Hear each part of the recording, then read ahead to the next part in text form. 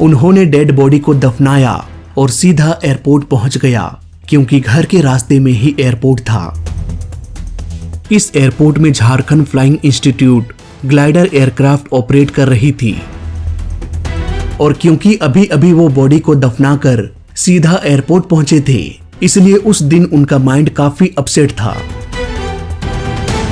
बिना fuel supply की वजह से प्लेन का इंजन कुछ पलों के लिए स्टार्ट हुआ और फिर टेक ऑफ करने के तुरंत बाद बंद पड़ गया।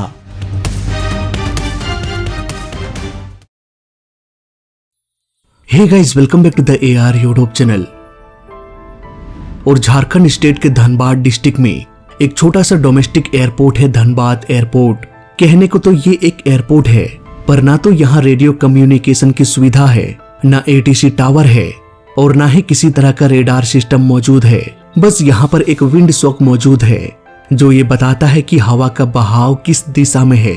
इस एयरपोर्ट में Jharkhand flying institute glider aircraft operate कर रही थी। 23 मार्च 2023 की सुबह करीब 9:40 में एक पायलट धनबाद एयरपोर्ट पहुंचे।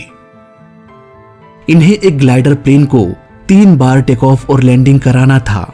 AME यानी कि एयरक्राफ्ट मेंटेनेंस इंजीनियर के अनुसार प्लेन में 27 लीटर फ्यूल मौजूद था। इतना फ्यूल काफी था शॉर्ट लोकल फ्लाइट के लिए, लेकिन इस प्लेन को उड़ाने से पहले पायलट को एक mandatory pre flight breath analyser test, in short BA test से गुजरना था।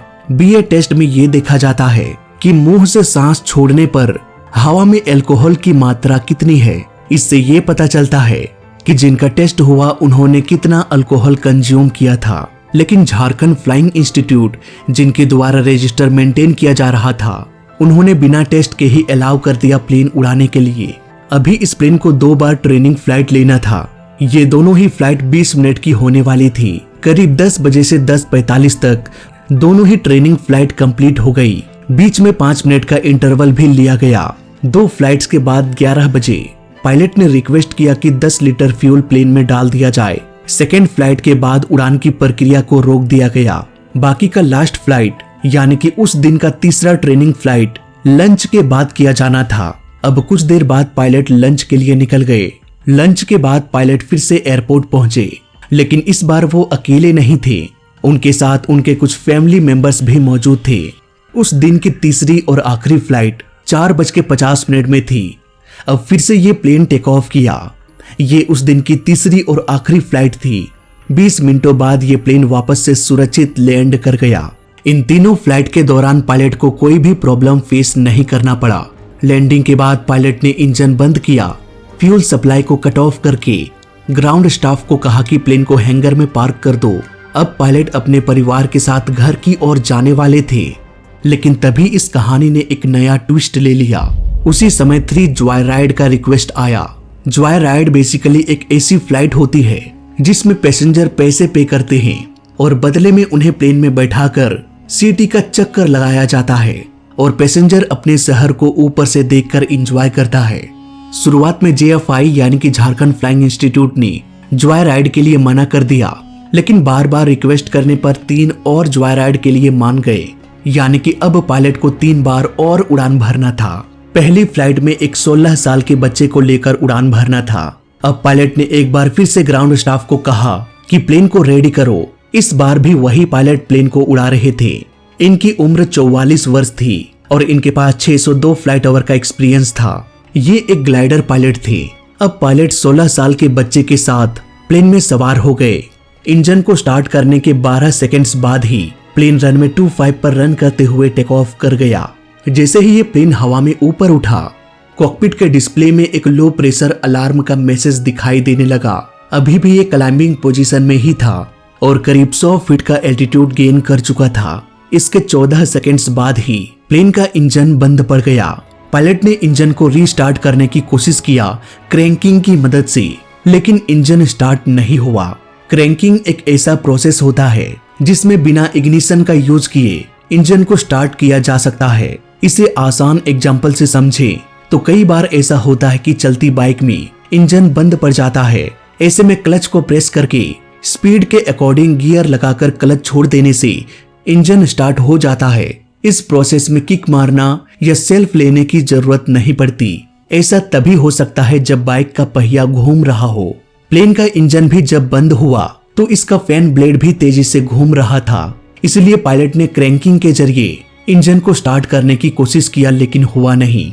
अभी तक ये प्लेन 170 फीट की ऊंचाई गेन कर चुका था, लेकिन इंजन में पावर ना होने की वजह से अब इस प्लेन का एल्टीट्यूड लगातार कम होने लगा। यहाँ पर पायलट ने दूसरी बार कोशिश नहीं किया इंजन को स्टार्ट करने की, और ना ही उन्होंने कोई एक्शन लिया इस प्रॉब्लम से बाहर आने के लिए। इवन उन्होंने 16 साल के उस बच्चे को भी अलर्ट नहीं किया कि कुछ ही पलों में हम क्रैश होने वाले हैं। इसलिए हम ये अंदाजा लगा सकते हैं कि वो बच्चा किसी भी अनहोनी से लड़ने के लिए मेंटली और फिजिकली तैयार नहीं था। पहले तो ये प्लेन राइट की ओर फिर लेफ्ट की ओर ड्रिफ्ट करते हुए तेजी से नीचे की ओर आने लगा। इसके बाद इसका राइट विंग एक पेड़ से टकरा गया, जिसकी वजह से राइट विंग टिप वही टूटकर अलग हो गया। फिर ये प्लेन पावर लाइन से टकराते हुए पास के ही एक घर के छत से टकरा गया। इसकी साउंड इतनी तेज थी कि आसपास के लोग दौड़ते हुए घटनास्थल पर पहुंच गए। पायलट बाहर निकल चुके थे। पैसेंजर को भी निकालकर हॉस्पिटल भेज दिया गया। पायलट को माइनर चोट लगी थी, जबकि पैसेंजर काफी सीरियस था। लेकिन अच्छी बात यह है कि किसी की भी जान नहीं गई। अब क्योंकि यहाँ पर रेडियो और रडार सिस्टम मौजूद नहीं था, इसलिए एयरपोर्ट अथॉरिटी को हादसे के बारे में पता ही नहीं चला, जब तक कि पायलट ने अपने फोन से कॉल करके सब कुछ ना बताया। इस हादसे में आग नहीं लगी थी, लेकिन प्लेन काफी डैमेज हो चुका था। वहीं उस घर की दीवार और पिलर डैमेज हो गया। इस घटना के बाद कुछ ऐसे मेजर सवाल थे जिनका जवाब इन्वेस्टिगेशन की टीम को पता लगाना था। पिछले 3 बार इस प्लेन को उड़ाया गया, लेकिन कभी भी ऐसा नहीं लगा कि इंजन में प्रॉब्लम है। लेकिन चौथी फ्लाइट में ऐसा क्या हो गया कि वो बंद पड़ गया। मेंटेनेंस इंजीनियर के अनुसार प्लेन के टैंक में पहले से ही काफी फ्यूल था। इवन पायलट के रिक्वेस्ट के बाद 10 लीटर फ्यूल और डाल दिया गया, इसलिए फ्यूल खत्म हो जाने की संभावना ना के बराबर थी। साल 2023 में भी मैंने इस घटना को कवर किया था और इंजन में गड़बड़ी होने का अंदेशा लगाया था। अभी कुछ दिनों पहले ही इसका ऑफिशियल रिपोर्ट पब्लिश किया गया। इस रिपोर्ट ने तो मुझे एकदम शॉक कर दिया। तो आइए देखते हैं इन्वेस्टिगेशन रिपोर्ट क्या कहती है। पायलट ने अपने बयान में कहा कि उनके पास एक पेट शेल्टर है और 23 मार्च 2023 को उनके एक पेट की मौत हो गई। सुबह के 2 ट्रेनिंग फ्लाइट के बाद वो तीसरी फ्लाइट लंच के बाद उड़ाने वाले थे, इसलिए 2 फ्लाइट के बाद वो घर चले गए। घर जाकर उन्हें अपने पेट का अंतिम संस्कार करना था। उन्होंने डेड बॉडी को दफनाया और सीधा एयरपोर्ट पहुंच गया। क्योंकि घर के रास्ते में ही एयरपोर्ट था, इसलिए उनके साथ उनके फैमिली मेंबर्स भी मौजूद थे। यहाँ पर उन्हें एक 20 मिनट की फ्लाइट उड़ाकर घर लौट जाना था। पायलट के अनुसार सब कुछ सही चल रहा था। 20 मिनटों की ये ट्रेनिंग फ्लाइट बिना किसी दिक्कत के कंप्लीट हो गया। अब क्योंकि उनकी छुट्टी हो चुकी थी, प्लेन को हैंगर में पार्क करना था, इसलिए पायलट ने इंजन को शट डाउन किया और फ्यूल बल्ब को क्लोज कर दिया। पायलट के स्टेटमेंट के अनुसार उनका उनके पेट से काफी लगाव था और क्योंकि अभी अभी वो बॉडी को दफनाकर सीधा एयरपोर्ट पहुंचे थे, इसलिए उस दिन उनका माइंड काफी अपसेट था। उधर क्रैश साइट के इंस्पेक्शन के दौरान एक चौंकाने वाली बात पता चली। प्लेन का दोनों फ्यूल बल्ब क्लोज पोजीशन में था। पर आखिर ये फ्यूल बल्ब क्या होता है और क्या इसकी वजह से कोई प्लेन क्रैश हो सकता है?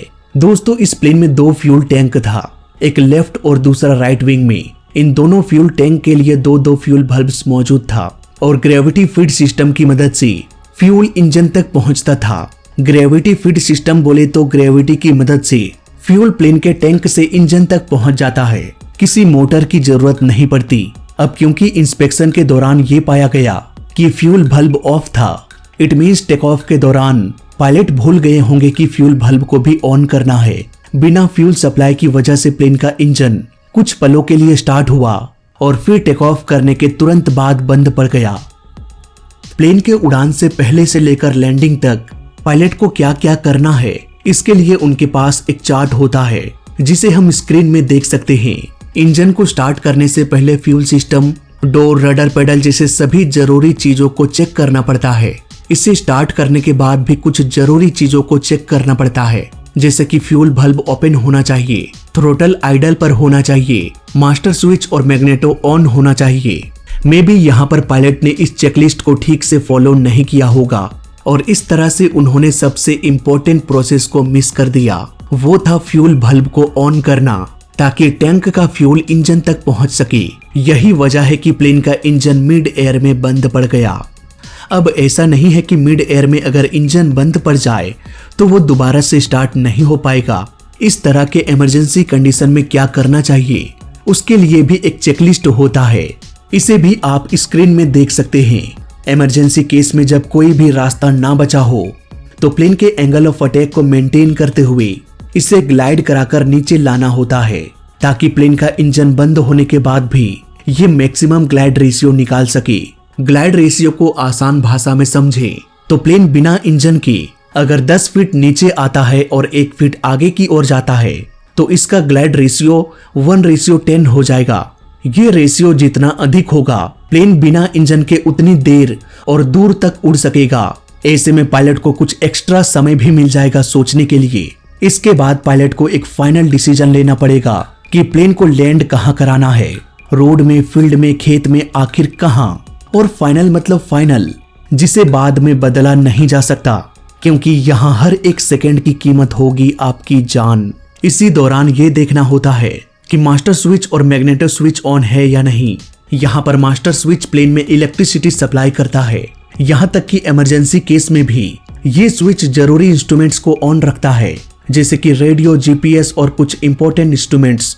वहीं जो मैग्नेटो स्विच होता है वो इंजन में स्पार्क करने में हेल्प करता है ताकि इंजन को रीस्टार्ट किया जा सके। एक बार मैं फिर से आपको बता दूं, मिड एयर में इंजन बंद हो जाए तो एंगल ऑफ अटैक को मेंटेन करते हुए फ्यूल बल्ब को ऑन करके मास्टर और मैग्नेटो स्विच को ऑन करके पायलट को यह देखना होता है कि इंजन का फैन ब्लेड घूम रहा है या नहीं।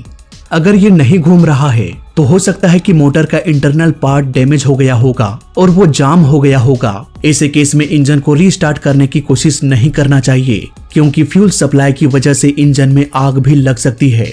लेकिन साइनस एयरक्राफ्ट के केस में ब्लेड हवा के साथ साथ घूम रहा था। इट मीन्स पायलट इंजन को रीस्टार्ट कर सकते थे।